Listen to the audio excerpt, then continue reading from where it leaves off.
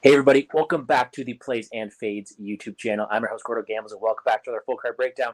This time for Dana White Contender Series. We have ourselves Season 8, Week 2. We are in the mix of it. You guys know this is my favorite time of the year. I love me some Contender Series fights. Looking at this new wave of prospects, and last week we definitely had a super fun card to go out there and get used to. And welcome back in this new wave of fighters and a good time of year. Tuesday night fights, can't get any better than that. Some good violence, a good time. Now, we've had a little bit of technical difficulties. We're streaming off something different right now, but that does not stop us from what is a phenomenal card. A couple Canadians on it, but a really good card. And as always, bringing my partner in crime, someone who I have been doing this show with for a couple years now. We have ourselves Liam's Picks Fights. Welcome in, buddy. Welcome back to the Plays and Fades channel. It's been a while. Happy to have you here. Happy to talk fights as always. And I apologize for the delay. I know we're itching to talk some fights. Absolutely, my brother. I'm excited about it. I think that these Sunday cards force me to get after my Contender Series research. So I would encourage everybody, stay tuned. I'm going to do more Contender Series write-ups, content, everything like that between now and fight time, obviously. But I'm excited to talk about the fights that we have. And honestly, that card last night, it got me fired up about UFC action. I was relying on Contender Series to keep me going, but now I'm fueled up, man. 2 good events in a row. Great Contender Series to start off the season. Great UFC 305 card last night. Let's see if we can keep the ball rolling. Yeah, not only some good entertaining ones, but you had yourself some very good reads. I know you couldn't get any bets down yourself, but the articles you were giving out, you were calling a lot of those spots. Nice dog call on Hamed last week too. It's been good. Last week we were able to go out there and give five for five. I think on my breakdowns, my picks, my bets were not there. I got to go out there and improve on that. But the reads are there, and hopefully you guys are able to go out there and pick up what I'm putting down in terms of the breakdowns. Keep doing that, and this card here, hopefully we're able to do that again. Now, before we jump into it, a couple things. As always, we're going to be alternating channels, right? Every even number we will be here in the Plays YouTube channel. Every odd week will be on Liam's channel. Next week, I am out of town, so Liam is flying solo, so you guys be sure to go check him out. Liam's Picks Fights everywhere, not only on YouTube there, but I'll figure out a great guest situation. We'll figure it out, but they will do a great always job. My guy Gordo will be there when he can be there. You know what I'm saying? Oh yeah, whenever I can. I'll be watching, tuning in, see if I can get a little action in from abroad. Some people will be over there having a good time too. But just want to put that out there before we start. At the end, we were going to go over there. We're going to recap all our picks. We're going to tell everyone where to find Liam next year. We're going to plug all that stuff too. Maybe even a guest appearance from our boy BigBird or Pierce. But we don't waste any time. Let's dive into this card here. We have ourselves 5 to talk about as always. I think it's a pretty fun one. We do have ourselves some wider lines, and this very first fight of the night is the one that has lined the closest actually between 2 guys who I think are going to go out there and put on a very, very fun fight. At 135, we have the 5-1 Billy Brand versus the 6-1 Cody Haddon, and I do think this is a fight between 2 fighters who are going to bring the action. They're going to bring the pace. It's going to be a very entertaining one at that. It's going to be one that I think is going to set the tone. Last week we had Antoine Ho and Leonard Kavanaugh go out there. It wasn't a long fight by any means, but it was a high-level one, a very solid knockout. And this one I think is between 2 guys who are going to go out there and look to entertain the fans as well. I was given the honor of starting last week as the guest. Let's pass the honor on to our guest this week here, Liam. Break it down, man. What are you looking forward to in this first fight of the night? So first of all, I'll let you guys know always where I'm at in the research process so I don't fucking blow smoke up your ass.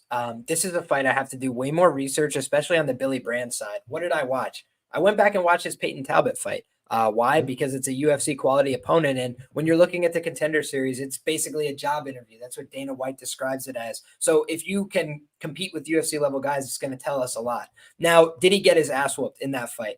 Absolutely he did. But the stoppage to me was out of line. I don't understand what the referee was seeing there. I guess he was just getting beat up a little too much over the course of the fight in terms of accumulation. But at the point where he stepped in, it just didn't seem like an eligible stoppage to me. So a little bit of regional MMA, at its finest for you. But this is a guy that's never been stopped. He's gone out there and he's had these fights where he's getting the win, except for the Peyton Talbot fight, right? He went to a decision in a loss on the regionals against a 3-1 Bobby Ledkins, now 1-1 as a professional. So for me, I feel like I have a lot to learn on that side. On the Cody Haddon side, I was able to watch a little bit more of his footage. What I could tell you is, he was getting dominated physically by Steve Erceg on the regional scene, which was a little bit surprising to me. We see Steve now obviously competing in the flyweight division. This was a 135-pound bout. And he was able to get constantly into the mount, into a lot of really good positions. Granted, that was in 2021. Now you've seen him go out there and get a couple wins, but Paul Loga is a name that is very familiar on the Australian regional scene. He's basically lost to a lot of guys that end up making it to the UFC level. And then you look at some of these other wins, 1-1 opponent. I want to go back and watch the Jarrett Wilbram fight. It was a TKO 3. But basically what I was watching from this guy is it seems to have some power on the feet. He seems to try and track people down. He likes to get into the grappling exchanges, but I worry about what it will look like if he goes against a more physical opponent. I think that he's done well because he's dominating some, physically weak guys on the regional scene. And for me, that's where the rubber could meet the road. So definitely a fight I have to do more research on. I'm curious who's favored here, Gordo. I try not to look at the odds on these fights before we get on the air.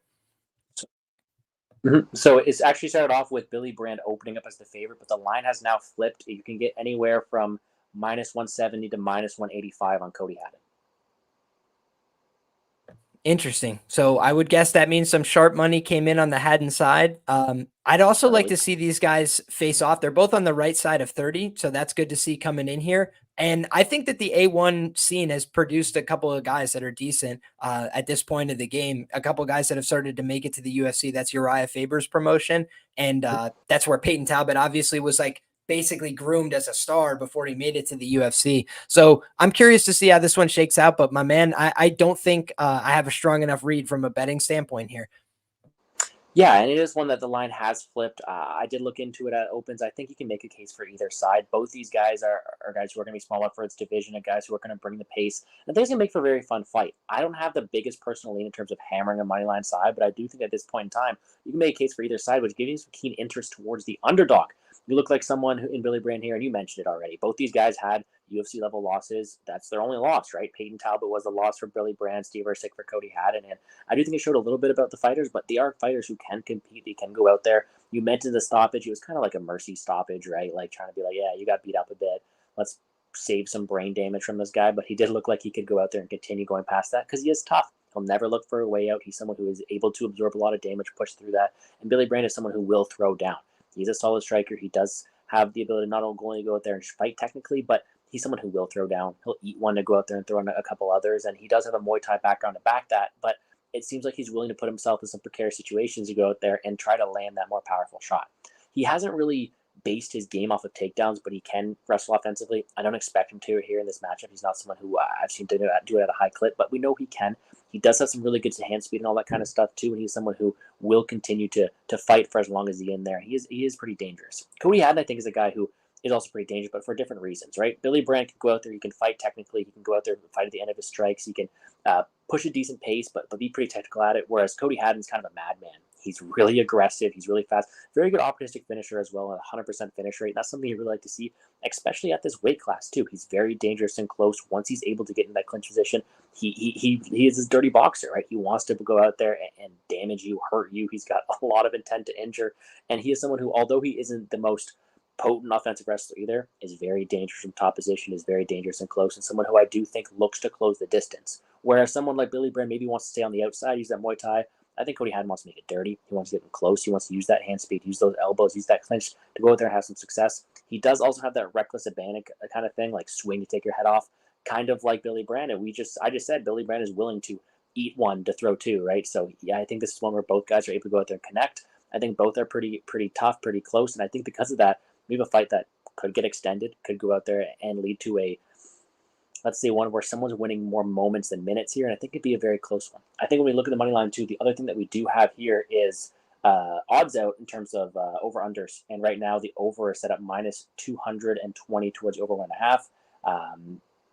I tend to agree with that. I know it opened a bit closer because I didn't want to talk about it. Yeah, -165. I was going to mention some plays there, but I do think it's one that the line's about right. It should go over more times than not, and if this line continues to climb, maybe we hope that they're going out there throwing down and potentially giving us an under to play there. At the end of the day, though, I think it's a fun fight. Two guys are going to go at it. Two guys who kind of put defense to the side and just like to swing. I do think Cody Haddon's going to be on the front foot. He wants to close distance. He is going to be more aggressive, whereas Billy Brand potentially has some, let's say, more patience and more method to the madness. Is there anything you want to add to that, Liam, before I continue there? I saw you put your hand up. Yeah, I was just gonna note the one thing that did stand out to me watching both of their fights, because I always say I try and like stick to where guys lose as like the starting point. They're both tough as shit, right? The Peyton Oh, Talbot fight, Billy Brand didn't want out of that fight at all. And then Cody Haddon was getting dominated, but put in a bunch of terrible positions. Urseg right on top of him, in the mount several times. And he's just not a guy that was looking for a way out. So I think that that's an interesting note coming in here in terms of where I would lean before I do a little more research. I would definitely lean towards the over in this fight. and I agree. I think it's gonna be a brawl. I think it's gonna be a super fun fight. And you look at it, and both these guys have their styles to go out there and win fights. I think with Billy Brand, it's more so the hand speed, win the minutes that way, whereas it's moments for Cody, right? He's someone who's willing to throw down, willing to try to take your head off and land that big shot. And because of that, you can make a case for both sides. If this line continues to climb, I think there may be some value on the Brand side. I do think he's more technical at the fight of the two, able to land here. I know he can take a shot. I know he can absorb some damage, and I'm not anticipating any major wrestling opportunities from either side, but I do think that on the feet, as long as it is, I do think Brand has some technicality. So I think you can make a case for both sides here. I'm not really bullish, but as a guy being plus 160 here, who I do believe to be more technical, who's able to absorb the damage and potentially win minutes that way, I don't mind Billy Brand. If we get a solid number on him by decision, I do think that's his major path to victory. Cody Haddon is someone who will bull rush forward. But an interesting fight to get the card started. I am looking forward to it. Let's shout out the chat here before we keep going. I appreciate everybody for tuning in. I appreciate everybody for putting up with the delayed start time and me looking off as my setup's all weird here. But first one in here was Dixon Sider. Shout out Dixon there. Cole Stein hanging out here. Trap Lord MMA. And of course, LiamPicksFights. That's the channel you can go to check out. That's for sure. We have ourselves Dixon making a bunch of comments here. We're talking about Cortavius Romious, who we will be talking about here shortly. He's calling me out for not being here next week. Oh, it's a secret, man. It's a secret I'll never tell. What's up, Mark? Thank you for hanging out with us today. Dixon did point out that the line did flip, so shout out to you as well for that. And then appreciate you for tuning in here, Vera. It should be good. All right, let's continue on. Now, I did mention beforehand we do have ourselves a couple. Oh, that's our next fight, actually. We do have ourselves a couple returning fighters this week. We will talk about Cortavius Romeus shortly, but before we do so, we have ourselves Torres Finney. People say I kind of look like him. I'm pretty buff, pretty strong. Right? No one's saying that, but he is a pretty memorable dude from last season. Let's put it that way. 8-0 Torres Finney taking on the 8-2 Cam Rowston. Both these guys, I think, are going to bring different styles towards the cage. And I think when it came down to when I'm looking at the names, I'm looking ahead on seeing these performances that I look to remember, whether it be prospects up and coming or people making their returns. Torres Finney is someone who I remember because he is someone who is extremely, I can't say small for the weight class because the guy's huge, the guy's jacked, but he's got an interesting stature. He is 5'8" here at this weight class, as someone who is just absolutely shredded, and he utilizes that inside the cage. He's extremely physical. He's got massive traps, and in every single fight, he looks to go out there and not just shoot a blast double, but pick you up and throw you over his head. He did that in his last matchup, and actually, he went out there and he won his Dana White Contender Series matchup. Showed a good ability to go out there and fight through submissions and fight through adversity in the early round and get a submission in that second round. And although he didn't get the contract last time, he now has a different opponent in front of him who will bring a different type of style here. He fought Imperato last time, which did cause him some problems on the feet, and I do think that the style for Torres Finney remains the same. Cam Rounce is going out there. He's making his debut. He is a guy fighting at a City Kickboxing who has fought some decent competition kickboxing-wise in Australia over there. He is very technical. He is not as active when it comes down to the fights, but when he has gone out there, he has had a decent past of competing in those kickboxing tournaments. He himself is someone who, although does have mostly a kickboxing style, I want to say, has wins split between KOs and submissions, 100% finish rate, and he himself is a lot bigger for the division. Let's put it that way. When they are looking at the face-offs, it's going to be the taller stature of someone like Rowston versus the wire stature of someone like Finney. It's going to be interesting to see how that one plays out. When we look at the finish rate, like I said, 50% submission rate for someone like Rowston. He does have some solid jiu-jitsu, someone who can get takedowns as well, solid entries, but I don't necessarily know if that's going to come into play in this matchup here. He's someone who I do think will want to keep on the feet in this matchup, who is pretty well-rounded, but I do think his striking is his major best aspect to his game. He's not someone who I think has the best power, but he does have solid technicality. He does have solid range, and I do think he can compete in the striking against a lot of people who will compete in this division here. With a 6-inch height advantage here, I do think that'll be interesting to see. Because Torres Finney, flip side of things, like I said, will look to bull rush forward, pick you up over top of your head, slam you down to the mat, and proceed to throw out some hellacious ground and pound. Very powerful dude. He also showed off a decent submission game, fighting through his transition work in that way. And as someone who is 8-0, has shown the ability to go out there and beat a lower level of competition. Very quick starter, someone who will go forward with reckless abandon as previous opponents we do mentioned, and someone who does want to go out there and get those takedowns early. He was hurt in round 1 last time, and that did show not only that he can be hurt, he can be caught, but also some resiliency. He pushed through it, was able to still get the takedown, able to still work and get that second round submission, and decided, aside from his big stature, did show a decent ability to go out there and fight through adversity and show decent cardio into that second round. He is someone who does have decent top control and someone who does look to get down to the mat. At the end of the day, I do think it's a little bit of a style clash. Of course, there's an opportunity for Rowston to be the more technical kickboxer, keep him at range, but Finney does close the distance pretty well. He has shown the ability to fight through adversity. As someone who I do think, shall he get on top position, can land ground and pound, be the better submission grappler, and just be physical. I do not mind Torres Finney in this spot here. I do think he gets it done more times than not. I just think I have to see what style Rowston brings to the cage before completely going forward. If he was completely going to be dedicated to this kickboxing stance, I think kickboxers can beat Torres Finney, keep him at range with a jab, be able to utilize the height and reach against him as long as they're able to utilize their hips, sprawl a bit, get rid of defend the takedowns, because I do think Finney's there to be hit. I do think Finney's there to potentially be exposed in these longer striking exchanges. But when they're fresh, when they're in close, Finney, I do believe, to be more powerful, more physical, and I do think he has an advantage in the spot because of that. How are you seeing this matchup? Do you think that Finney is the deserving favorite in this one, or do you think that the city kickboxing talent can go out there and continue to run for New Zealand? Here's what I think, my brother. First of all, Cam Rowston, 8-2 fighter. He's on a 5-fight win streak. I was able to take a lot of notes on some of these fighters and not on others, right? And Torres Finney, he's a returning fighter from last year's Contender series, so I had a decent idea about who he is coming in, right? Last time, I thought that there may be some underdog value on Yuri Panfarov, but I also acknowledged, the fight to end by submission at plus 290 was a valuable look, and that's how it ended up going. And if you watch that fight, Yuri Panfarov, he went for a couple Kimuras, a couple different attempts at, grappling offense. Problem was just too much physicality, right? He wasn't able to get anything off, and honestly, he had the most success, like you mentioned, Gordo, on the feet. Right, he was actually landing big shots and almost knocked him out. I thought he looked like Torres Finney was doing a dance for a second, and then he was like, you know what? Let me go ahead and take this guy down. Started to work back into his grappling and just use his physicality, leverage that to get on top and get the submission. It was funny. I think Panfarov was 5-0 to the sub coming into that, and what's his name? I'm drawing a blank now. Torres Finney, he was like 5-0 to the knockout, right? And then he ends up submitting Panfarov. It shows you how ridiculous MMA is sometimes. And when I look at Cam Rowston, here's the problems that I have with him coming into this matchup. I understand why he's an underdog. First note that I took down about this gentleman: can be taken down, muscled in the clinch. This is a bad attribute to have when you're going to take on a guy like Torres Finney, who probably going to try and take you down, probably going to be able to muscle you in the clinch. The other thing is he does attempt a lot of offense in terms of submissions from his back. He's going for triangles. He's throwing up a lot of this offense. Problem is it's not very technical, right? And when he gets it up there, most of the time, he's like trying to throw elbows and go crazy. And that just opens up a lot more room for your opponents to get out. In one of the fights that he lost, he was able to have some, grappling moments.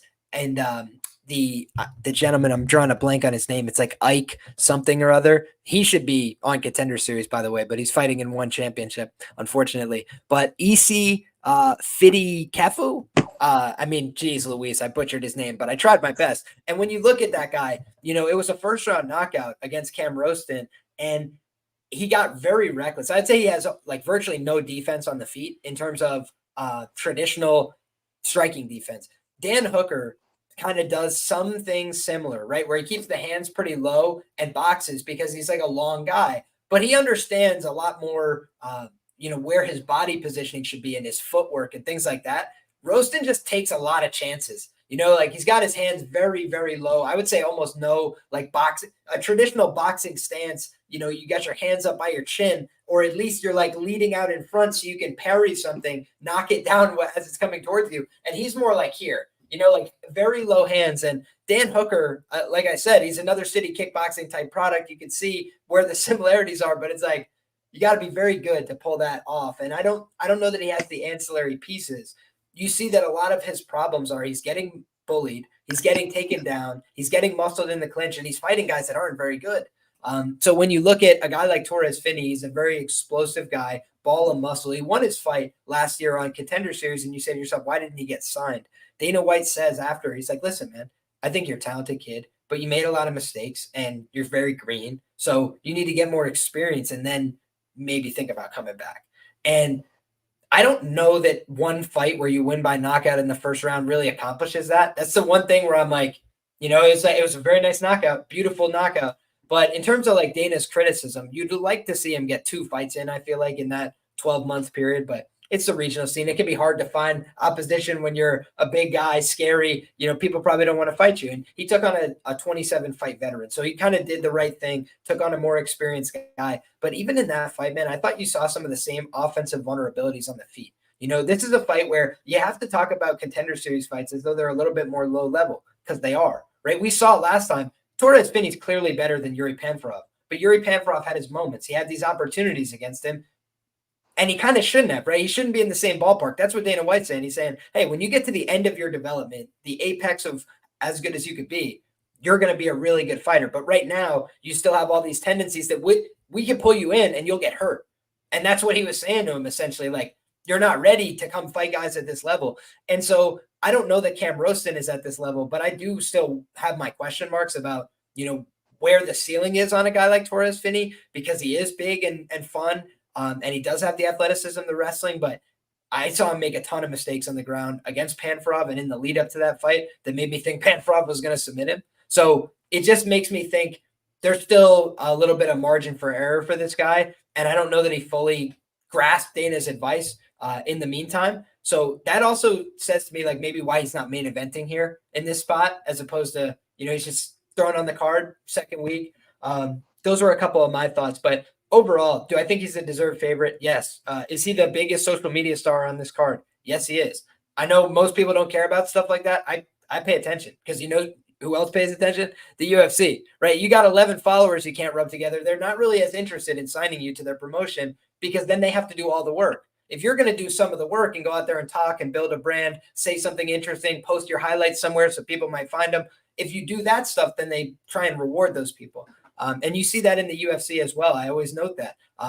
We talk about a guy like Dan Hooker, some people were mentioning in the chat, but Dan Hooker is a social media A-side, right? He's a guy that is a big fan favorite. And you get that guy at plus 340, maybe you live to find out, right? And so I do think in this fight, a guy like Cam Rowston needs development. A guy like Torres Finney needs development, but he has this athleticism to bail him out. We saw it in the last fight. So for me, I think he's going to get top position when he wants it here. I think as long as he doesn't make a dumb mistake and get triangled or something like that, he should be able to get, where he wants to. And frankly, like, mark this down as like a potential way that this fight ends. If Cam Rowston goes for a triangle like he has been, where he does not hook the leg, where he just throws up the triangle and starts throwing crazy shots, dude, this guy Torres Finney can pick him up and rampage slam him and knock him dead unconscious, guaranteed. So for me, that's one thing to keep in the back of your mind here is like when you have bad grappling or like grappling mistakes, that could be the consequences, especially against somebody physical. And we've seen guys get up out of his triangle series before that aren't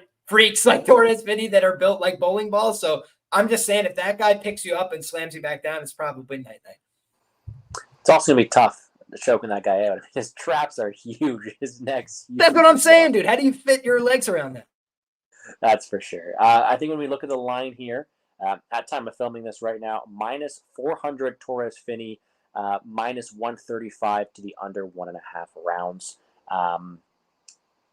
Yeah, I could really see this fight going either way, whether it be an extended affair, but I do think Torres Finney is going to push the pace early. If you are under belief that Torres Finney is going to cover the minus 400 price tag, you're probably under the belief that he is someone who's going to go out there and look to steam. I mean, minus 400 is a pretty large indication on somebody, and you would have to expect him to go out there and be the much deserving favorite. I do think there is 100% a world where Torres Finney goes out there and smashes early.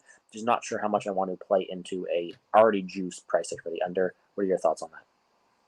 What I want to do is I want to wait for the props method of victories on this fight. I think that's where potentially your bread could be buttered on either side here. I don't think, I'll kind of save some of my thoughts until the price is open because I don't want to mush the markets. But in any case, stay tuned. I will have some thoughts there. It's just you think logically about some of these fights, and I think there's clear paths to victory for different people. So when I think that, I'm like, let's see if they give me a good return on investment, and then I don't have to get a huge layout there. I could just say, hey, here's a small poke, and if it's right, we're going to get a nice return. That's how I look to play the game more often than not. And I think in this fight, I can clearly visualize like, okay, this is a path to victory. This is a path to victory. So price dependent could be some value. That's where I'd leave that. The other thing I'll say before we move off this fight, to address one person in the chat, Vera Wera says, but DDP had no followers compared to Izzy. This is where you've got to go big brain, right? This is where you got to think high level. I agree with you. That is a critique. But here's the answer. Who is the younger party in that matchup? DuPlessis is about 30 years of age. And when you're doing a business assessment, you're saying to yourself, what is my long-term return on investment? And I can tell you that the UFC doesn't plan to have 15 more fights with Izzy. They'd be lucky if they have 5 more fights with Izzy. And Izzy will tell you that at the post-fight press conference, by the way. Go back and listen. He said, I'm here for a good time. I won't be here for a long time, and you'll miss me when I'm gone. Do you know what they don't need? Somebody with a lot of followers that doesn't fight. They need somebody that's going to fight because that's how they make the money, right? They have to have these fights to turn over the customer. So what do you do as a promoter? You bring in the biggest star to get beat. I picked DuPlessis, by the way. Reluctantly, said it was a hesitant pick. I said it was a hard one to call, but I said I have to go with the younger guy with grappling upside. I'm not gonna lie to you, man. I did have it at Adesanya, so we'll see how that one goes there. We'll move on. Dude, I couldn't have bet $1 on the fight because I had zero confidence. But all I'm saying is like that.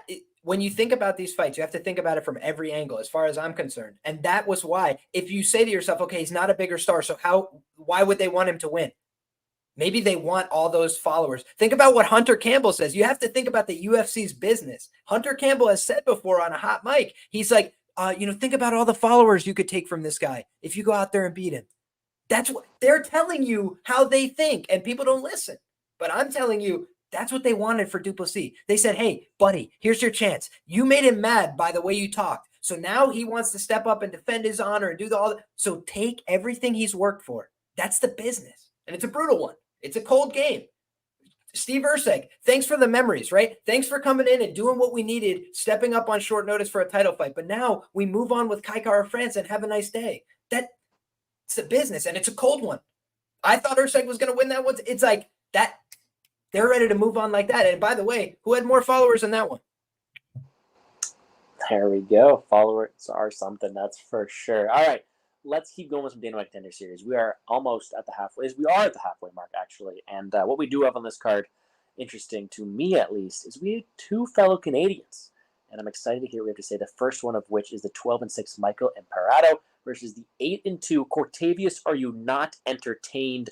Romious. We did see Cortavius Romious last year. Unfortunately, he fell to Raymond Tavares in the first round. A guy in Cortavius Romious who does have a solid skill set. We are typically left entertained by his style, and someone who I am happy back to see here. He is a larger favorite over a Canadian here, which, by the way, Canadians have not had the best success on Contender Series aside from Mike Malott. So I'm interested to see how either one of them are able to fare this week. Let's pass it over to you first, Liam. Do you think Michael Imperato is something the UFC is trying to market, or do you think it's back to Cortavius? Are you not entertained, Romeus? And are you entertained? So this is a tricky one, and I'll tell you for a number of different reasons. Number one, for a guy that's been on Contender Series, the social profiles on this guy are dead. Nobody knows who this guy is, which is shocking to me, right? He's also, how do you have the most viral knockout on the internet and nobody knows who you are? That's a real talent. Like, that takes skill to not be found on Instagram when that is who you are. But in any case, that for me is a little bit surprising. The other thing is Michael Imperato. People have to understand this. I listened to an interview with the guy that he did a while back, and I think it was with some fight promoter, but he talked about the fact that he was basically as good as signed to the UFC. Like, he was sent a contract to go fight Aljamain Sterling on like a week's notice. And he's like, yeah, like, I'll do it. Like, I'm ready to go, whatever. And I'm pretty sure he leaked the fact that he had signed the contract prematurely, right? Like, basically the UFC sends you the contract and they tell you to shut the fuck up. Like, you get the contract, and until they say something, shut the fuck up. Don't say nothing to anybody. So sometimes the way you know somebody got signed is they don't say anything on social media for a few days after they had been, for weeks saying, like, get me a fight, and then they just disappear. Then they get signed to the UFC. Oh, what a coincidence. The UFC tells you like this is the layout procedure. And then this guy, Imperato, basically like hams that up a little bit because he's a young guy. I think he was like 7-1 as a pro, just beat Arnett. He's like, I'm hyped on life. Puts that out, blows it, and they were like, nah. So then he goes and fights a pretty tough strength of schedule on the regional scene, and he got found out. You know, he got beat up by Julio Arce. You know, I forget the name of the other gentleman, but I don't think he was anybody to write home about long term. Let me look. Xavier Alalu, he went 14-6. He was a decent Canadian fighter, but I don't know that he was much beyond that. Then loses to 2-1 Blake Siglavadson, who ended his pro career at 3-5. And I got to just say, guys, you know, I don't ever like to use the word fraud, right? Because these are UFC level guys. But I mean, he's like stolen a couple wins, right? Like if you just go back and look at the Musa Tolliver fight, I'm really not sure you can make an argument that he won that fight. Like I'll go back, I'll give it another run through one day. But I just was watching that and saying, you know, this is a guy that is having some really sketchy fights, and Musa Tolliver like should have filed an appeal with the commission because that was gross. You know, I think that the fact that he's going to these really close decisions with a bunch of guys, and then the fact that he got knocked out by Edward Walls. Guys, Edward Walls is like a 10-8 journeyman, 13-9, I think, at this stage of his career, and he got absolutely cleaned up. He's a bad knockout waiting to happen on the feet. He's a good jiu-jitsu player. So for me, he's just like a jiu-jitsu guy that is like play acting MMA a little bit at this point in his life. You know, I don't think he's like going to be a complete fighter and like learn how to strike or something. He's 0-2 career to the knockout. You watch him strike on the feet. He's visibly uncomfortable. He does throw with some intent, but it's the intent to grapple. He throws with the intent to grapple. And then he basically like hooks himself into positions. I would say his wrestling is bad, right? It's not very good. It's okay. And so if he can get on top of you, it's all right. If he can't, it's problems. He's a decent bottom player, but the problem is like I've seen many times where he's just like grounded out on bottom and that's that. So he's a better top player. He's a more effective top player, but he doesn't always have the tools to get it there. So yeah, here's the like bottom line for me. He leaves his neck exposed to guillotines. So if Romious goes for the guillotine like he did on Nate Williams, that could be wraps, period. He's constantly looking for submissions, but there's been times in his fights where he ends up in like bad positions looking for leg locks, for example, and he gets hit with a lot of hard shots. I think that's something where Cortavius needs to, you know, be weary of punching his way out of submissions because that's how you can get put into deeper spots. So essentially, I'm just looking at my notes to see if I missed anything here. He's got a ton of different wins by submission, including in like the Canadian like submission grappling scene. So basically he is pretty quality, I'd say, as a submission grappler purely. But the problem is like in MMA, it's a 5-minute time limit. Like if you're just on top of somebody that's trying to play guard and like fish for submissions, you could survive that if you're a pro MMA fighter most of the time. And so that's what we're seeing from this guy is when he fails, it's like 5 minutes spent off the clock, him just laying on his back with no intent to get up. Cam Rowston goes for a lot of subs off his back, but after he doesn't get them, he tries to get back to his feet. You know, like this guy Imperato is just like, I'll let the whole fight go by and I'll stay on my back, which is a real problem for me when I'm trying to bet on somebody.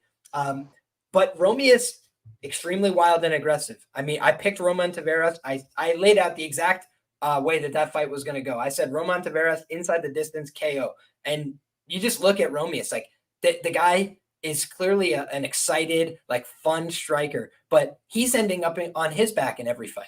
You know what I'm saying? Like this for me is where I start to think about like, is this guy actually for real? He's got fun knockouts, he's got all this great stuff, but he ends up on his back in like every fight that I'm watching. And I'm like, is this going to work against good guys? And again, Imperato's not that, but like the UFC is trying to bring in good guys. I think that they're going to probably end up signing Romeus if he wins this fight, but I do not like what I've seen from him overall in terms of, you know, being ready for the UFC. Takes a ton of chances in the pocket. I think his chin is constantly hanging and exposed. I wrote that about Roston. I wrote the same thing about Romious, and the problem is Romious doesn't have that huge frame as an excuse. You know, he is a guy that's powerful, dynamic. I think he's going to land some big shots. Like I would not be surprised at all if he knocks this guy out, but I do think he makes enough mistakes on the mat for me that I would be a little bit weary. I say he has the better guard play, right? Like if you watch his guard play against Nate Williams, that was nice. But if he gets his guard passed, Imperato is like very opportunistic, looking for submissions, and he goes for crazy shit like heel hooks and all this stuff. He has a pretty decent idea of how to get heel hooks, and he went for a heel hook in a submission grappling match and then switched it to a straight ankle, and the guy tapped very quick. And I was like, this guy could probably find something opportunistic here. So I think he's sub or bust. But Imperato, or what I should say is he's inside the distance or bust. I think Cortavius has a bad chin, period. And I think that Imperato is past his sell-by date. I think he used to be a better fighter than he is today, but I think he is a real jiu-jitsu player. So sub or bust for the most part, maybe a lucky KO, but it would have to be meme. Like he's really not that powerful a striker. Yeah, I think it's an interesting one. You get a cool nickname on the Romious side, someone who, although doesn't have the biggest presence at all, someone who is fairly known on the MMA Twitter side of things. Alluded in an interview with him. He won a lot of people's hearts, broke a lot of hearts by that first round knockout. He's a guy who people are able to recognize in the space, but someone who I do tend to agree has improvements to make. But as much as I want to cheer for the fellow Canadian, he wasn't that inspiring. He's someone who, like you mentioned, is kind of past his prime. His striking is just not really there. He'll throw solid leg kicks, but just leg kicks, weak shots, just trying to close that distance, trying to get to the ground. He's a one-trick pony with the ground game, and although I want to cheer for him, it's tough because I do think there are many ways he can lose fights. He can be stuck on bottom. He can lose striking change all the time, too. He needs to land on top to go out there, and although I don't think it's a high path to victory for him, it's something that maybe happens more often than not with someone as reckless as Cortavius Romeus. Now, I have more things to say about it, and I will, but I would be, just wrong if I didn't bring in someone waiting in the wings. We do have ourselves here, Big Bird Pierce, joining us. I was always rocking the PFL shirt too, looking good doing so. So I appreciate you for joining us. Welcome to the Plays Video YouTube channel. Let's talk some fights, man. We have ourselves Cortavius Romeus and Michael Imperato. Do you have yourselves any keen interest in this fight? Are you backing a Canadian here, or are you entertained, as the nickname says? First of all, I would like to formally apologize. I just moved to Central Time Zone for law school, so I thought it was 11:05 my time, but a little late, which sucks because the first two fights were the ones I had the most thoughts on. But before I say who I got in that, Liam, you have too many notes on this fight, bro. It should be 3 words for my man Imperato. This guy, this guy is shit. 4 words, sorry. But yeah, what are we doing here? Did he suck Dana White off in the back at the unified fights, bro? Like respectfully, I'm not one to talk shit. I did when Jose Medina was here last year, but it's like, what are we doing here? Like I'm Yeah. I'm not gonna do it. I'm not gonna do it. But if there was a minus 355 favorite that I would sell all my assets, take out the mortgage on my house, and I'm putting it on someone on this card, it's Cortavius Romeus. It's not Torres Finney. Torres Finney, I'm a little bit worried about my boy, but Cortavius Romeus is gonna kill this guy. Like what is this? This is like borderline criminal matchmaking, bro. Like shout out to him though. He's got a good manager, bro. You fight like a below 500 bum after getting knocked out by Tavares, and then you get this guy Imperato for your Contender Series fight, man. Shout out to Cortavius Romeus, man. Yeah, it doesn't sound like the Canadians get much love here. Maybe we will in the main event. But yeah, it does seem like a fight that does have a pretty simple breakdown. Look at the notes I have on this one. Cortavius Romeus is someone who is just wild and pressure-oriented early. He wants to get the fight to the ground, but will throw in combination with fight-ending intention to get it there. He's extremely wild, and that's really just all I have here. But he's fun to watch. You are typically entertained. He does have those crazy kicks. I know Pierce posted a highlight there for it, too. He works the body pretty well. He's got hard head kicks as well. And that wild start can get him caught. He was caught in 29 seconds by Tavares last time. That's not really as much of a worry here. He does work pretty well on the ground. I do think his ground game is maybe just as good, like probably a better aspect of his game than his striking. His striking is very reckless. It can be caught. Whereas his ground game, I do think he can work well into. He is pretty physically imposing. He can wrestle offensively. And I do think he has a solid active guard as well playing jiu-jitsu. Does he want to do that in this matchup? Probably not. But I do think Cortavius Romeus has very good offensive skill sets. He definitely has to work on that defense. He's someone who can be hit, whose durability is not there, and can be stuck in some precarious situations on the mat as well. But offensively is dangerous, is entertaining, will put on a show, and people do like to watch it go out there and have some fun. I think he's someone who the UFC can market in terms of his wild, brash style, his cool. Like Cortavius Romious is a sick name. Like that's something you can go out there and do as well. So I think that's something you can go out there and push. Whereas Michael Imperato, I was hopeful looking towards back in Canadian here. 75% finish rate, 75% of his wins come by submission. All of his wins come by submission. But I wasn't really impressed that much. That last win he had on Unified, as you mentioned, was cool. He got a takedown, transition extremely quickly towards that submission, and he locked it up quick. Like, all power to him. He did a great job scrambling there. I do think he has a solid jiu-jitsu game, but on the feet, man, so low volume, extremely high guard, and he wants to just find his openings to shoot the takedowns, and in doing so, he can be backed up, he can be hit, and even in doing so, if he's not able to get the takedowns, he's someone who will accept bottom position, who will accept guard, and I do think it's not the most pleasing style for the UFC. It's not the best style to go out there and win fights at a high clip. He's someone who I do think is not as marketable or reputable as someone like Cortavius Romious. I think both these guys are people you could look to fade in the future, but I do think when it comes down to it, it's the brash, brutal, flying knees and spinning kicks of someone like Romeus, who is entertaining, who is dangerous, versus just the one-trick pony ground game of Imperato. I want to cheer for the Canadian here, but I do think it is tough to do so. Now, what I will say is he will sell all out for those submissions, and Romius is putting himself in precarious situations.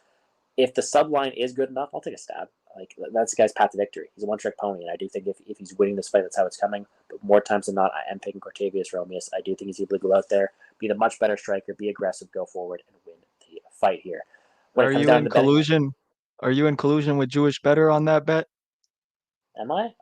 I'm not gonna lie, dude. I got my camp. No. It's just the sub props. I respect it. I'm not gonna hate a man that will bet a sub prop on any fighter, but you should donate that money to me. I could use the Chipotle burrito for dinner. Hey, you But never know, man. can I say two things about this fight? Lou Betcha, if you're watching this, do not talk to Cortavius Romius. You cursed him the last fight. I can't let you do that again, my friend. And then Liam, I have a question for you since you're the BJJ nerd. How do you rate Michael Imperado's leg lock game?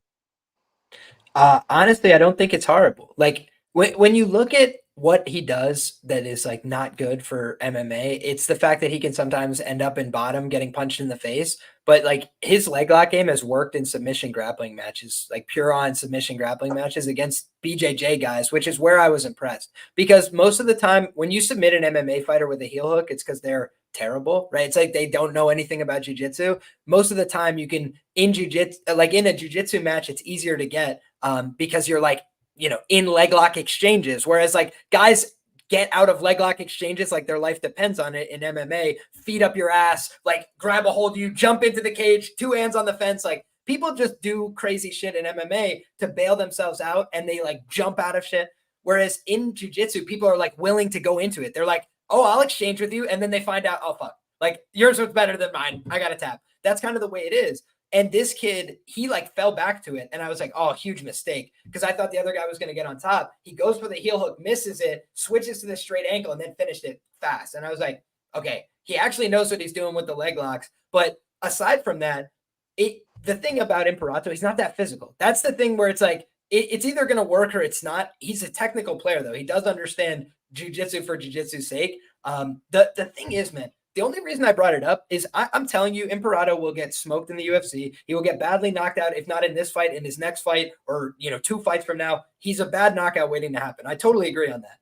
But I just think Romius makes a lot of mistakes on the ground. I'm curious what you think, Pierce, but like I had written in my notes, and this is before I even watched Imperato, because I just started with Romius. I was like, returning guy from last year. I said, makes a ton of grappling mistakes, ends up in subs, and then bails himself out with physicality, meaning like a lot of times he's just picking guys up and slamming them or, punching his way out of submissions. And it's like, if you do that against somebody that really knows the finishes, like you're going to get submitted.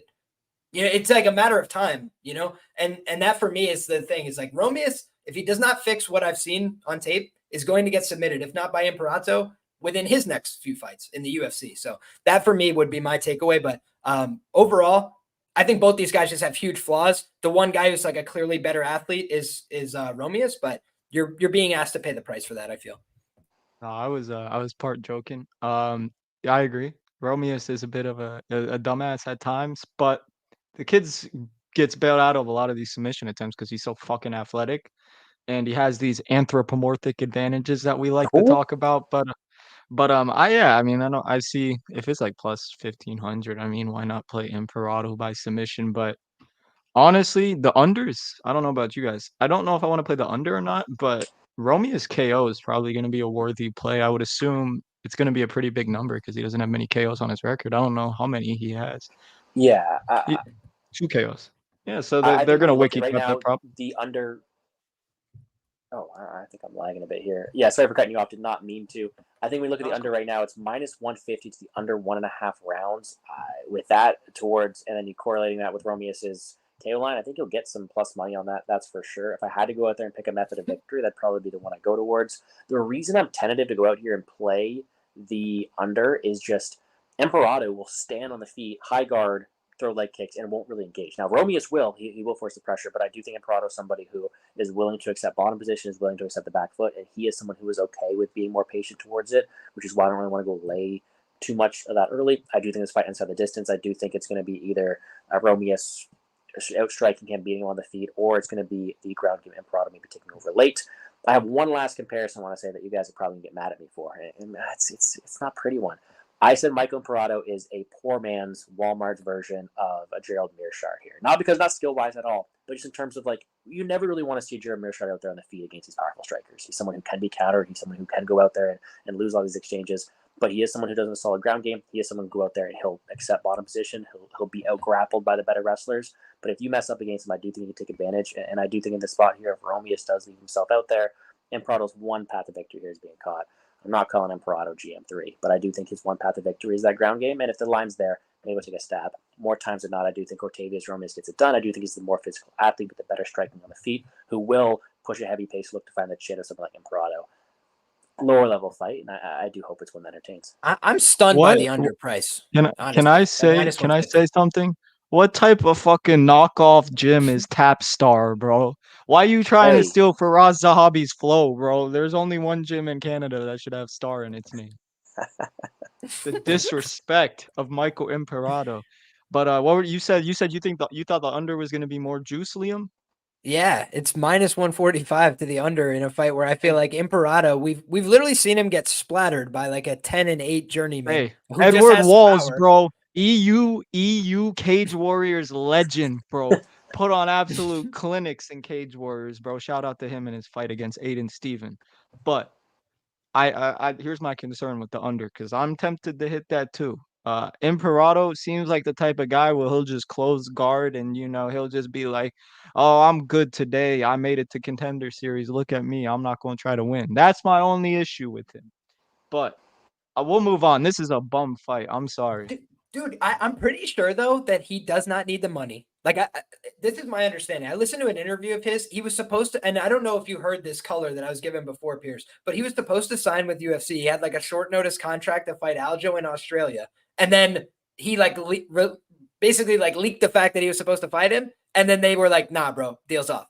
And then he didn't fight in the UFC. Like, he was 7-1 and then just got ghosted from the UFC. Now he's 12-6. So like, he's just had a pretty middling career since. But he's like a guy that has a construction company. And he said he was like not even doing training camps for some of the fights that he had. Cause he was like, I'm just doing this for fun. Like, I don't need this shit. But I think he just wants to get to the UFC to say like lifetime achievement award. Chad and Hellinger said like, I want to get to the UFC. And I believed him. I listened to his interviews. He's like, this is my career. Like, I need to get to the UFC and prove that it all wasn't for nothing. And I'm like, yes, I want that guy. So those are the guys I do like to back at these big underdog prices. However, I just saw too many flaws. I saw too much, gifted decisions and shit like that. The guy has been quite fortunate in some of his results, honestly. He could have got knocked out by Michael something or other. I forget the gentleman's name. Let me go back and look. Michael McClune almost knocked him out in the second round as well. Like, there's been some bad looks. So yeah, Cortavius KO is something definitely you want to look at this week. Michael McClune, bro, that's a cold ass name, bro. I wouldn't want to step in there with it. Hey man, that's the Canadian regional scene for you. You guys be careful with that, all right? All right. As we do move forward, though, Pierce, I want to give you the opportunity. You can break down those first two fights now. You can wait for the recap after. What do you prefer? Okay. Hear me out. I want to hear 30-second breakdown for you two on the first fight. What is your opinion? I've done very little research, so I'm Ah, anxious to fuck hear you. yours. I have a big bet on Billy Buckets, Dude, bro. Billy We bet Brand. on So Aura. my quick breakdown on it was I think they're both going to go out there. I think that Cody Haddon is someone who is going to go out there and probably win the moments. He is fights with reckless abandon. He will go forward. He is very aggressive. He will look to extend the combinations, and I do like that from an offensive perspective. Billy Brand is someone who I do think is a more technical fighter who is able to go out there and he will still also eat one to give one, but he does have the better speed in my advantage, the better technical striker, and I do think in a fight that I expect to extend, I do think he's someone who can go out there, land the counter shots, and win the minutes. I think I mentioned on the show here I was looking for an overprice tag, or if the line continued to climb on Brand, take a shot on him. What type of nickname is Song Fuck? That's Billy Brand's nickname. What is Is it? going on there, bro? Maybe he went out to Song Fuck. Thailand. That's what they called him. They said, "Son, you fuck." That's that's where he got that nickname from. But here's my thought process there. So this is my only bet of the card, and I can't help but think these two are like mirror matchups. You know, we got two kind of strong build white boys that look like they're from the countryside. And I think Billy, like Cody's good. I think both these kids are fucking really good. Cody's probably got a little bit more power, maybe give him a slight grappling upside just because he goes for takedowns more. But one thing that stood out for me on the Brand side is like he's really calm in there and he's very game. And I feel like Haddon's style was kind of front loaded. But I mean, we saw I know it was Urseg who's good, but this was short notice for Urseg up a weight class. And Haddon kind of slowed down hard because he kind of pushes a pace that's not really sustainable for 15. Whereas like you got Billy Brand, he took a note from Peyton Talbot, bro. You just got to be calm and just let the aura take over. And I just think if goes down the stretch and he can stuff the takedowns, I think Billy's going to have more success in the pocket and potentially maybe break Cody Haddon late. But yeah, it's a great fight. It's one of those like last week, the best fight's the first fight. But yeah, I think it's Pick'em, and I got plus 165 for 3 units. So you know we're loading the ship on Billy Buckets. And I'll say one last thing: looks like Brady Highstand's brother. So you know, it got me a little confused Who? for a sec. Billy Brand, bro. This is oh yeah, they do kind of both look like a pasty white boy. But yeah, Billy Brand and Torres Finney versus Rowston. I'll make that quick dog or pass. Finney's too green and all. I love Finney. I really do. I'm rooting for him to win. I don't think I'm gonna bet against him, but he's Roston's like a better MMA fighter. It's just the issue is that the physicality edge is like insane. Like Finney probably like benches like 4 times what Roston can do, man. He's kind of like myself, you know, we're a skinny white boy that can barely bench the bar.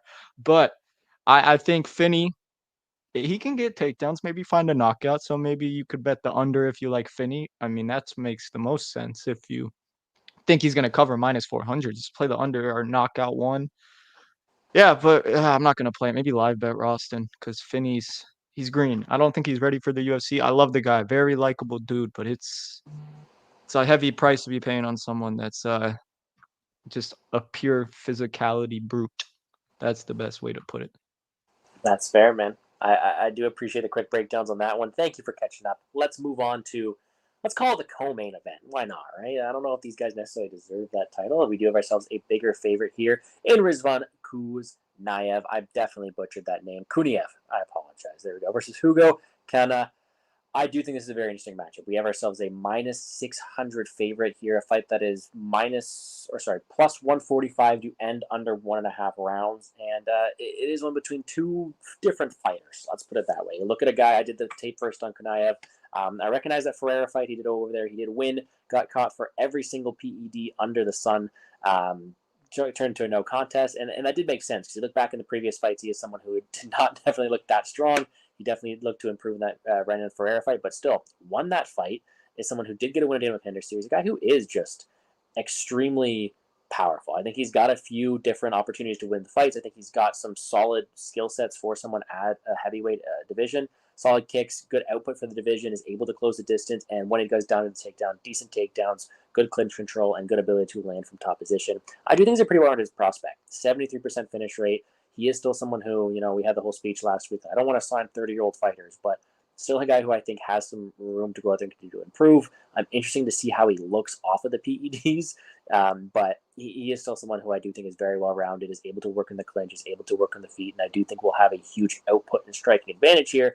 He's a guy here in Hugo who, first of all, the Tapology picture isn't very flattering. And then you look at his recent fights, and that's not very flattering either of them here. Also 31 years old. A guy with a 100% finish rate, but like I wasn't believing my eyes when I watched the first round of that Neves fight, I think it was. No striking whatsoever. Lets his opponents dictate the pace. Was able to walk backwards. I don't think he landed a punch in that very first round, but he is someone who does have a very solid ground game. He does have a good black belt in BJJ. Is able to get into the mat. He's had a lot of success. Able to work at dominant positions, but it's just a tale of two evils, right? You have two opposite things here. You have either the horrible stand-up game where he's able to be hit, he doesn't really throw much volume, or a ground game. I think is somewhat competent and actually pretty good jiu-jitsu at that. So I think on the feet it is going to be the complete one-sided affair for Kuniev. If he does get put in precarious situations on the mat, I do think he can go out there and maybe pull off a big upset if he's able to find an opportunistic position. But more times than not, Kuniev is the more dominant fighter from top position. I do think he has more ways to get it done. I'm interested to see the weigh-ins, but I don't really know if this is a spot where I want to lay minus 600, but he is my pick to win. Pierce, we'll go to you. What are your thoughts on this one here?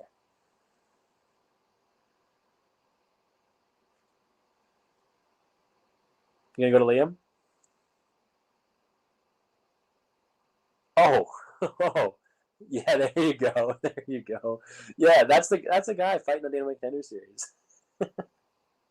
Good looking man, bro. I thought I'd be watching Mr. America if you didn't tell me he was fighting this Tuesday. It's sad. That's why he didn't strike though, right? He didn't want to get that face all ruined. That's why he cage pushes, bro. He wants to show off that fat ass, bro. Am I right? But I'm sorry. This is I'm kind of annoyed I didn't tape this fight because I was taping it and I thought we started at 11, and then you text me and you're like, "Oh, we've been streaming for 30 minutes."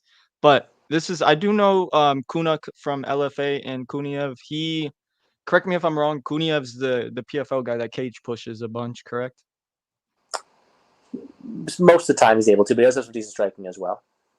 Okay. No, I remember he's good. This is the guy that tested positive against and he beat Haddon Ferreira. But yeah, Kuna's really shit. He's just like a pure. I don't know if he has wrestling credentials like nationally, but yeah, He does. if he can't get takedowns, he's probably gonna get pieced up. I do remember the Dustin Johnson fight. I think he got hurt on the feet.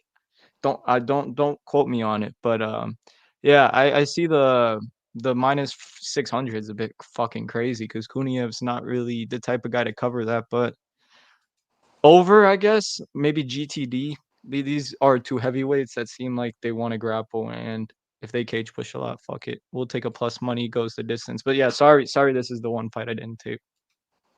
That's okay. You probably saved yourself a little bit of time there. A couple of the fights for Hugo were a bit tougher to watch. I do think, like you mentioned, he does have some wrestling credentials. I do think when he is the hammer, he's able to be very good offensively and have a decent ground game. But aside from that, man, when he's striking at all, when he's put on the back foot, he does have his flaws. It's just, can Kunav put him there? Can he relive that same juiced up form he did have before he was popped for all that stuff? It's interesting to find out. Liam, you look a little bit shocked seeing a minus 600 price tag on the name there. What are your thoughts on this one? Yeah, I am shocked.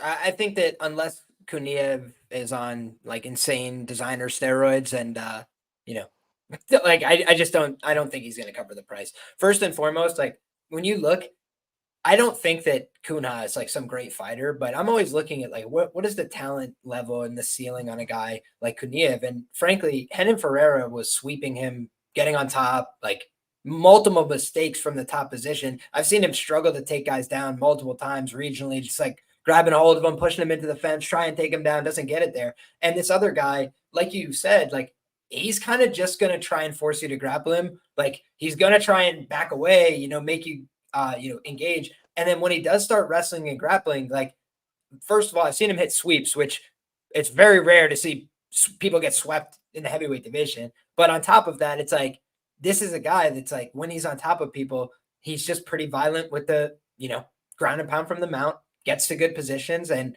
I don't trust this guy Kuniev to not end up in any bad positions. Like the consequences of a mistake in the heavyweight division in the grappling are huge, right? Because like this guy could just lay on you and melt like cheese. So it's like, that's just the wrong guy. Because if that happens in round one, right, and let's say you don't finish, what is the cardio going to look like if you come out of that?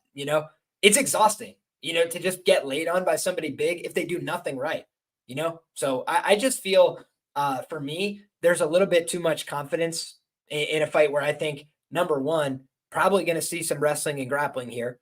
Both guys are more than willing to do that. And then number two, I don't think that, Kuniev is like this world-class striker. His techniques are so brilliant. He's just been pretty functional and goes out there, works his game, but he's mostly looking to wrestle and grapple. So I don't think there's as big an advantage as the market. And I was stunned to hear that line, frankly. The other things I'll mention here, Rizvan Kuniev fought on huge platforms, right? Big fights, fought Haddon Ferreira, a guy that I think most MMA fans know that name. And he's working on 7,500 Instagram followers, right in the middle of the pack on this card. And, Hugo Cunha has been fighting on the LFA, shouldn't have any name visibility really. And he's got 4.3 thousand, pretty similar. So for me, it just seems like a more honest fight than the odds entail. And Brazilians, by the way, last year cleaned up on Contender Series, just embarrassed people.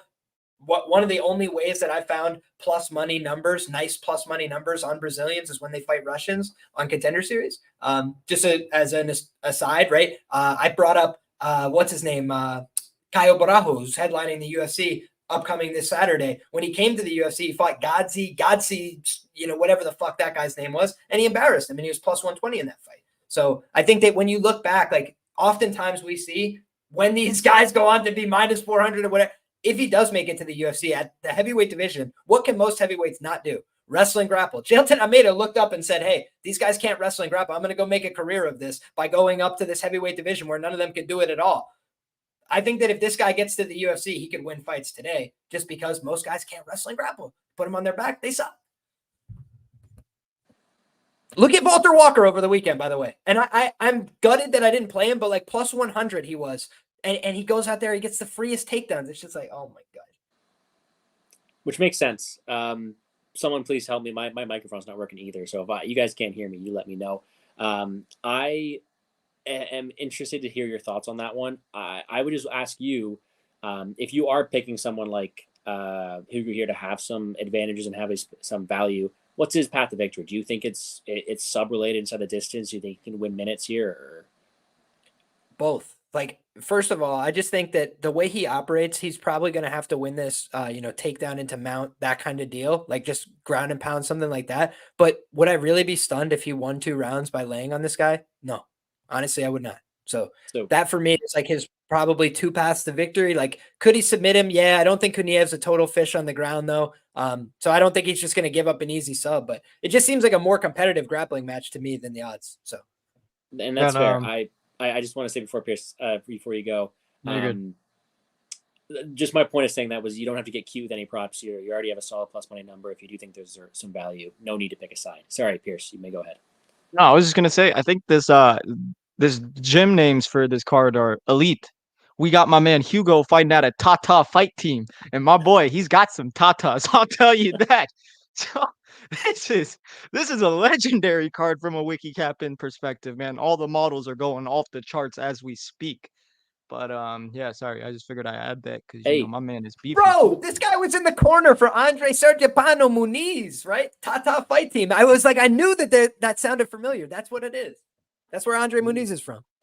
All they do is jujitsu, no cardio, baby. You should have not told me that because now we're definitely not playing our boy Hugo, bro. Dude, I'm all in on Hugo. Are you kidding? Andre Muniz was my middleweight prospect until we found out he had cardio. Are you Hugo on Hugo? I haven't bet $1, but it'd be a dogger pass for me for sure. I could not do that one. I'm looking forward to looking into it, man. We're on our classic ACA style bet. We bet every Brazilian as a big dog to these Russians. Well, I do think at the end of the day, gun to my head, I would pick Kunav here. I think he does have a lot more ways getting it done, and I do think on the feet it's not really competitive. However, I do like the case you are making for Hugo. I do think if it does get to the ground, that is his path to victory. He is kind of like Imperato, is the fact that if this fight's on the feet, he's getting like destroyed. But he does have a path. He does have a way to getting it done, and I do think it could make it for a very interesting spot to get some good plus money on it. With that out of the way, though, let's get to this main event. We talked about the Canadian, the first one. Now we have our boy 9-1 Pytlik versus the 10-2 Andreas Gustafsson Berg. Oh man, I think this is a really fun fight. Taping both of these was a good time. Like, I don't know. I think we mentioned Pierce. You got through that tape too. That was some. That was a good time. I taped this one a week ago because I have exams this week and all this kind of stuff, and I was in between taping next week's card with Victoria Leonardo or this week's card for Dana White Contender Series, and I'm very happy I made this decision to watch Gustafsson Berg here because, man, the guy's fun. When you look at this one too, Pat Pytlik is someone who I do remember. He fought on that Dana White Contenders looking for a fight guy, got that first round knockout, looked very good doing so, but he has been very inactive. He is someone who is 100% finish rate, all KOs. He is a 35-year-old, but someone who I do think has some solid skills. He is a very good kickboxer, a Thai boxing background, someone with good forward pressure, solid uppercut, and looks like a good cardio too. He is someone who is going to be mostly striking oriented. He wants to keep it off the ground, has fought a lower level of competition, but has been able to dispose of him accordingly. I think he's a solid striker, and I do think he can get wins here in the UFC. And seeing him at his plus money price tag, I was very happy to. And I taped this Gustafsson Berg guy, and I'll tell you this right now: if I was ever, on Game of Thrones and didn't want someone in front of me, or if there was like running into a dark alley and there's not someone I want to face, it's Andreas Gustafsson Berg. This guy is a psychopath. He is just a menace going forward. Someone who is also older, 33 years old, but someone who would just go forward, throw with bad intention, look to take your head off. I have written psychopath in all caps here. And someone who has fought a good level of competition, beat Christian Leroy Duncan as an amateur in 2018. Did lose to Lutterbach by decision there, but a guy who just will go forward, let his hands go when his opponents are backed up against the cage. Super, super durable. Will eat everything thrown his way and continue to march forward. He does have cardio to go the full three, someone who does have a solid clutch game too, and a guy who's just mean, and a guy who can go out there mixing takedowns, but just really wants to go out there and just swing to take your head off. I think when it comes down to it, he is someone who, against better strikers, can get pieced up, can be hit, is durable enough to withstand the damage, but can be countered, can be lose minutes with the striking. And we saw he's someone who can be taken down as well. But in this matchup here, as much as I want to cheer for Pytlik, Pytlik is a guy who I do think it is more so he needs that KO. He needs to win those moments. And if you're not knocking out Gustafsson Berg, and Gustafsson Berg's going to continue to go forward, walk through it, look to fight as well, someone who is as inactive and getting up there in age as Pytlik is not someone who I want to back too often. With that being said, I do think it's a close striking affair. I am under the impression that it's going to be an extended striking affair with the technicality and the durability they have, and I'm willing to go in there and play that. I think it'd be very fun. Whenever there's a Gustafsson fight, I do think you can go out there and count on some violence, but I don't mind this over 1.5 at plus 135 right now, and that is something I was definitely looking into. I'm intrigued to see what you guys have to say about this. Liam, does the Canadian have a chance, or are we going 0 for 2 on hopefully a better gym than Tapstar? I think that this is a fight that I would actually not be surprised if it ended pretty quickly, just based on how much damage they both take. When you look at Pat's last fight, he was taking some big shots from Leninger, but he just was willing to take them and kept coming forward, and he started to land, and Leninger just couldn't take the same shots coming back. And I would say he's a very precise guy. He picks his shots well, right? Like the kill shot in that fight, he lined up that uppercut and sent it through the guy's, sent it to Hades, right? Like the guy just loaded that up like it was a rocket ship. When you look at Gustafsson, I think there's some real sketchy parts of his game. I think he's definitely a guy that deserves this opportunity, right? He goes out there, he's fought tough guys, he's only lost to really good guys. But the fight that gives me some pause is the Lampinen fight, where like that guy, he was clearly so much better than, right? And then he's out there in crazy exchanges. And he's wearing a ton of damage, right? He's bloody all over in that fight. And Lampinen is like an 8-4 guy. He didn't strike me as a guy that would have like any real pedigree to be in the UFC or something like that. Then you look at his current record, he's 8-7 now. I don't know. I don't like that kind of look from this guy. So I think that when I'm looking at, where he's at, honestly, Gustafsson has an ability to go out there and knock this guy out. He's going to come out there and take some risks. He throws big shots. His last fight, he just hit the guy one time behind the ear and the fight's over. So he's clearly got some good power, and he's willing to keep going after he gets hit and after he's starting to bleed. He's not afraid of that stuff. But it's just a guy that's taken a ton of damage at a huge price tag, minus 250. And it's not like I don't think Pat can go swing back with him, right? Pat has lost one fight via submission. So it's like, I don't know. It just seems to me like a violent fight, and I can see either guy getting clipped and finished here in any round. And I think it's going to play out a little bit closer than the line. I think it's just going to be a crazy striking fight. And I think this might be one of the better fights in terms of entertainment quality. I think they're just going to clash, and it's going to be violent as shit. But I don't think anyone's head and shoulders above the other personally. Interesting. Maybe a little love for the Canadian there. I do remember vividly. We were I work with people over there at Cool Bet. I'll be placing my bets at Cool Bet this week, so make sure to check them out there. But they were asking me, in talks with them, like, oh, any up and coming Canadian fighters, any good time like that. And I'm like, you know what? There's this one card. Dana White's going to be there, the whole thing. There's a couple Canadian fighters. Maybe they can go out there, put on a good performance. And Pytlik just did just like that. As you mentioned, that uppercut shot was a very impressive win. It was his first fight in a while. You should like to see the guy be a bit more active. He is getting up there in age, but someone who I do think has power, someone who I do want to cheer for, someone who I do want to see succeed. And I do think he has an opponent in front of him who, yes, is there to be hit, is extremely durable, but a guy who I do think he can have some success with. It's just, as much as I want to cheer for Pytlik, and maybe I do agree the line is wide, I don't want to stand in front of Gustafsson Berg. I think he's a guy who's, like you mentioned, warranted of the spot here. A psycho who will go forward and eat all these shots, and I think he can throw with just as good bad intention on the way back too, and potentially win minutes because of that. Pierce, I don't know. We got a little bit of love for the Canadian. What are your thoughts? You going for the psychopath here, or what are your thoughts? And of course, the camp analysis. So I thought Hayabusa was just the gloves I wear to train in, but apparently they got a gym now, and is that who I think it is as the women's kickboxing coach? Kenny Buller? Oh no, I thought that was KB Buller. Wait a second. There he is. My man trains with the GOAT, KB Buller, bro. He's gonna come out here and he's gonna get one punch by a power jab, and this bet's gonna go down in flames. But on a serious note, though, yeah, this line is really wide in my opinion. I just don't. My only issue with Pat, I have a couple things. Well, first of all, like it's the age. I mean, both these guys are old. It's weird how this card is like Dana White's always talking about. Oh, I don't like to sign 30-year-olds, and meanwhile, this is like the AARP card of the month, and there's like 4 guys above the age of like 31 or something. But what are we doing here?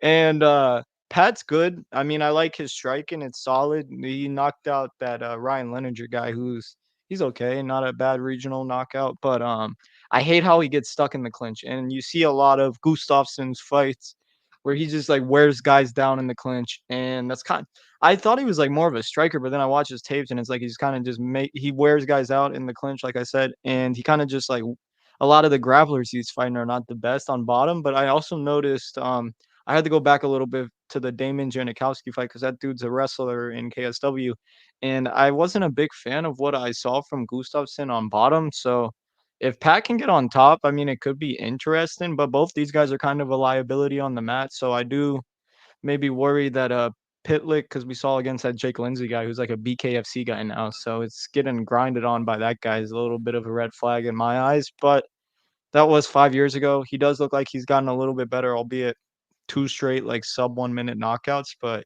yeah, I think it's maybe if we're being generous, Gustafsson 65% maybe.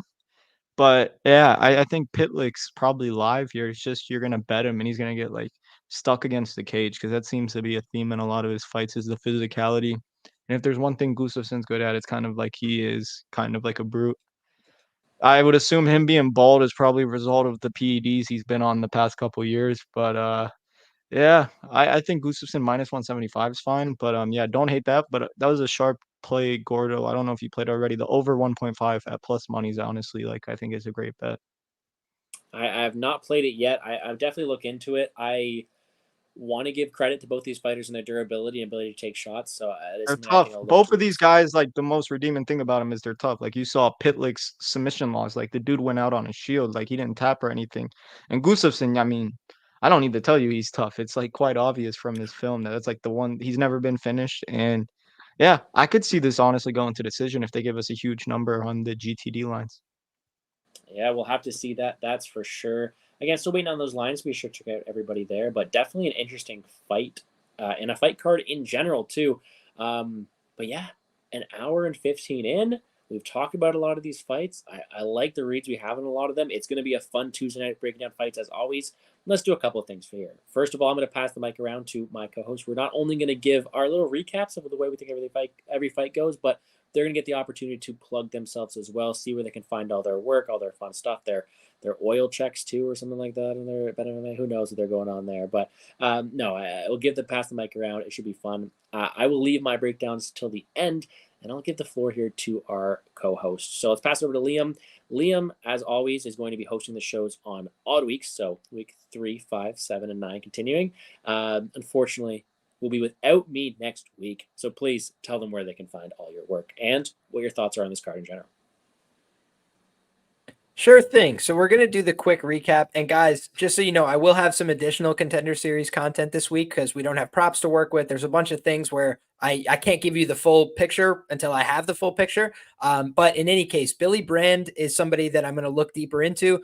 Some guys I respect have told me that they're on the Cody Haddon side, and I think that that accounts for the line move. But also, I think that now we're seeing some guys, like my guy Pierce here, that are hitting the buyback, right? And that's why this line hasn't gotten out of hand like some of these other favorite lines. I think there's some two-way action on this fight. And for me, just more research needed to have a strong opinion. As for Cam Rowston and Torres Finney, I think that Torres Finney is going to come out firing. I think that he's got a chance to win it early. I think that he's probably the deserved favorite, but much like a lot of Contender Series fights, I think that the line is a little too blown out on a favorite here. He's very green. He was almost knocked out his last fight. I mentioned he didn't follow Dana's advice, go out and get a bunch of fights and then come back. He got one fight. It was, a couple minutes out there and took on a veteran, but again, just didn't get much cage time. I think that he's still green and has a lot to learn, right? He made a lot of grappling mistakes last time that he didn't have to pay for. I think that Cam Rowston is super active off his back. He tries a lot of things. He throws up kicks. He tries to get back up. He's not an easy guy to get one over on, but his defense is just non-existent. Hands literally at his sides all the time. So if he gets bonked here, you can't really be surprised.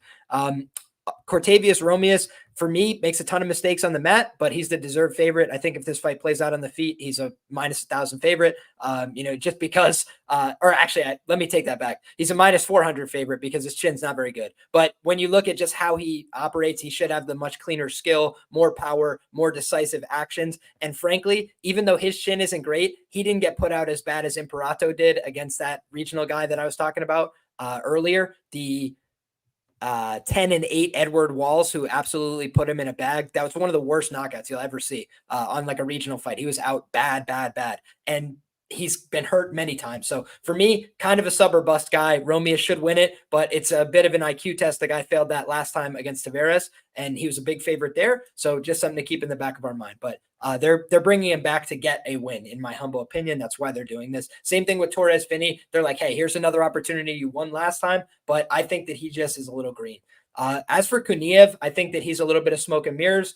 Good win on all the roids in the world, but he was still getting swept. He was ending up in bad positions. I think against a wrestler and a Brazilian Jiu-Jitsu black belt and active competitor in the gi, out of the gi. Let's find out at the number.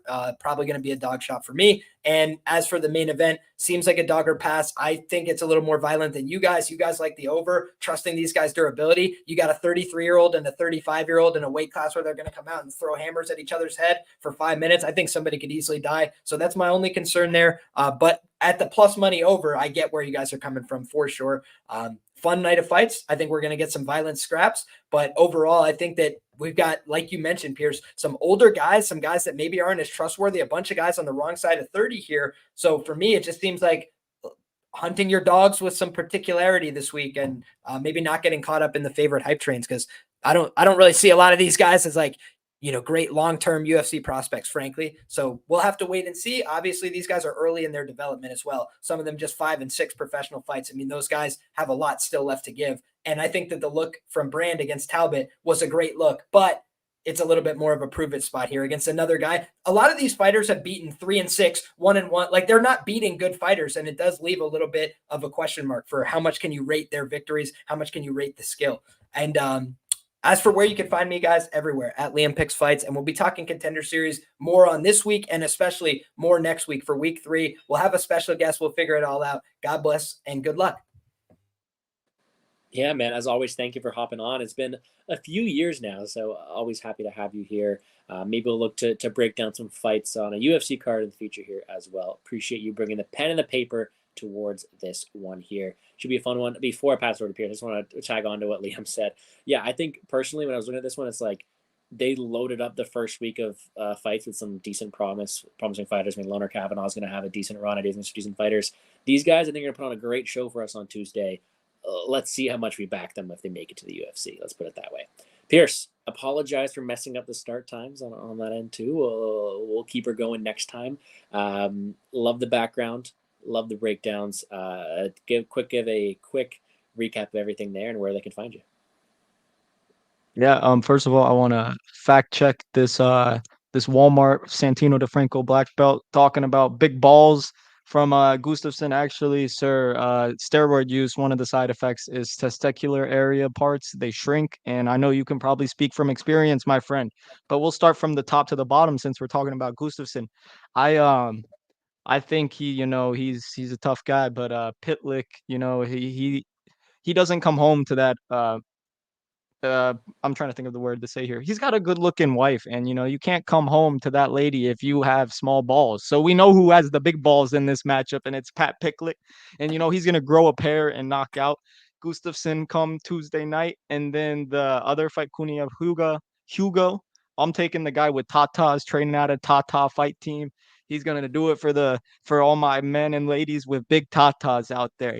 Shout out to them. And then Romious versus Imperato. With all due respect, Michael, if you're watching this, I don't think you should be on Contender Series, but I'll leave it at that. I think Romeus is gonna get it done by knockout. Torres Finney versus Rowston, dog or pass. I love Finney. I hope he wins, but yeah, he makes a lot of mistakes in the striking, and I think he's probably gonna hit takedowns here. I'm just curious how the jiu-jitsu plays out because I think Rowston actually has better jits, but yeah, Finney's physicality probably should be enough here to get him down and probably Matt return repeat. And then Billy Brand versus Cody Haddon, my one bet on the card. I like Billy Brand. I played him at plus 165. I just think if these guys are going to trade in the pocket, Billy Brand's probably more calm. He's probably got the cardio advantage here. Haddon maybe could hit takedowns, but I haven't really seen enough of his wrestling to assume that he's going to take Brand down at will. And if I think they're going to strike and Haddon gets out of the first round, I think this could get interesting. Billy, he's got aura, man, and I think a loss to Peyton Talbot is aging better than a loss to Steve Erceg nowadays. So, who's really got the aura in this situation? I'm going with Billy Brand. I think he's going to get it done. Probably 29-28 where he pulls away late, but yeah, I think at plus 135, plus 150 right now, I think it's value. I line it pick 'em. And yeah, that's going to probably be my only bet. And then I might bet the over in the main event and the under/KO in the Romious fight. So let's get it, gentlemen. I hear you have a special page for your bets that I have tagged down below. Oh yes. Yeah, I like to practice this a lot since I started training jujitsu. It's called Oil Check MMA, and it's free bets on Bet MMA tips. So just if you care to fade or play my plays, just give it a follow. Let's go.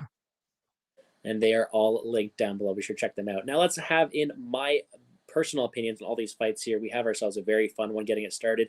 Two younger guys in comparison to the other guys on this card here, and I do think it's going to be a pretty fun fight. I think if I had to go out there, it'd be the aggression of someone like Haddon, someone who will go forward, is willing to eat a bit of damage to look to work in that clinch, someone who I do think has some good hands, some good combinations, and able to win moments. But I think at the end of the day, Brand is someone who does have some opportunities to be the better counter striker, have more technicality, and have more ability to go out there and win minutes in that type of thing. And I do think shall I go to decision, it could be a nice performance from Brand. And I do think him gritting it out will definitely be on brand from him. I don't mind that one. I do think it could be a decent dog shot. I have not looked into it as much. If we look at Cam Rowston versus Torres Finney, I love the build of Torres Finney. I mentioned it already. Some people say I look like him, so I got to back my guy. We got the same build, same trap, so excited for it. But no, a guy who I do think they're bringing back because he is an interesting fighter who people remember. He is someone who is going to be entertaining, who will go for those slam, go for those highlights, and someone who I do think has a fun style, 87% finish rate, and someone who I do think is going to be fun to watch in there. Against someone like Rowston, I do think he has a clear path to victory with that physicality, with that ability to work on the ground. And although Rowston has some solid kickboxing, he doesn't really excel, he doesn't really separate, he doesn't really go out there and look to be a one-shot power guy like most people have been, who threaten Finney, and a guy who I do think can go out there and potentially lose the ground exchange, losing the fight. And although the line may be wide, gun to my head, I would pick someone like Finney in that matchup. Romious versus Imperato. I love my Canadian boys. I'll try to cheer for them, but I personally am not the biggest fan of Imperado's game, especially not his striking, especially not the way he gets walked down.